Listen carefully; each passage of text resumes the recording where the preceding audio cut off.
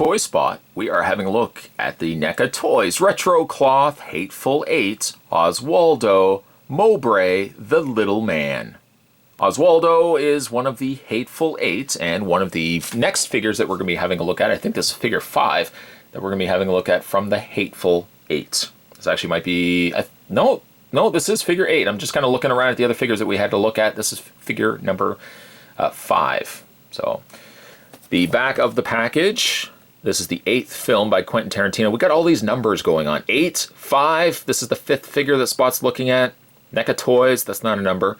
Tim Roth is Oswaldo Mobray, or Mobray, the little man.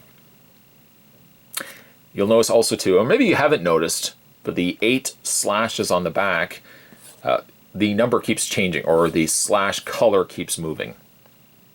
And then finally, www.necaonline.com if you'd like to check out some of the other retro cloth figures that they are producing as well. Spot's going to take a break and get this opened up. When we come back, we're going to get a better look at Oswaldo the Little Man from Hateful 8. There's more heading your way, guys. Don't go anywhere. Stay tuned. Your list of accessories that come included with Oswaldo. If I can actually grab it. There we go. He comes with a pistol. Actually, a very similar pistol. Does seem like a similar pistol, doesn't it? Similar pistol to the one that came with John Ruth, the Hangman. Same with the gold coloring on the underside, the gold on the back there, the handle being black. Very nice paint for, again, a very, very small accessory. Other than that, though, it doesn't come with any other accessories, but that's okay. The trade-off, however, and I had mentioned this already with the other reviews that we had a look at for the Hateful 8, is that the little man looks fantastic. Now, he utilizes the same body as pretty much all the figures that we had to look at, except for Daisy. That's the only figure that he doesn't share the same body mold with. But incorporating different fabric, different outfits, you can really see, like, they vary so very differently from one another. He's got the holster on the side, which can accommodate the pistol.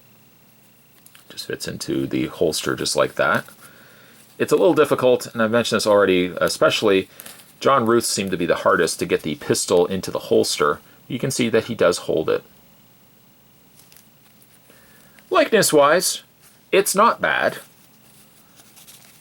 It does look like Tim Roth, I think. I think it does. From certain angles, I think it does. I do see Tim in there.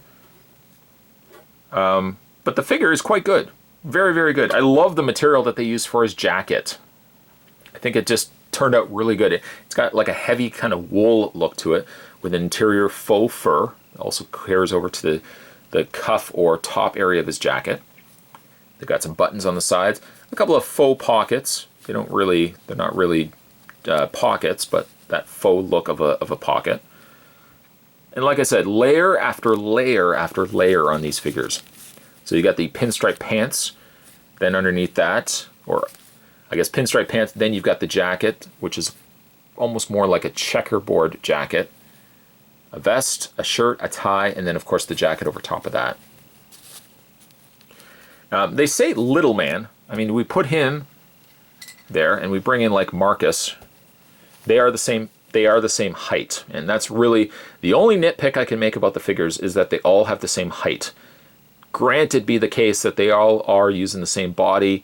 Granted also the fact that we're getting Hateful 8 figures. We're getting Hateful 8 figures, guys. Hateful 8 figures.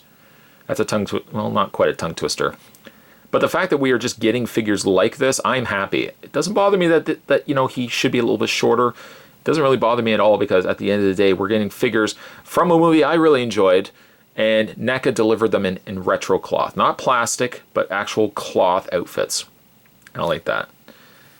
His boulder cap is not removable. His hat isn't removable. It's molded in there. Like really all the other figureheads as well. None of the hats are removable. Posability, though. His head is on a ball joint. This one I think is a little bit more hindered than the others because he's got just so much fabric on between his jacket, the jacket underneath.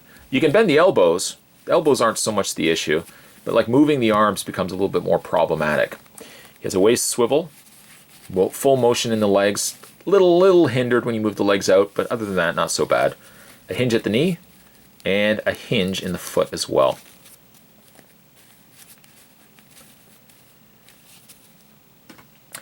For one reason or another, like these figures are maybe just in limited runs, but they're the sets, to get the set of all 8 Hateful 8 figures, it's a bit expensive.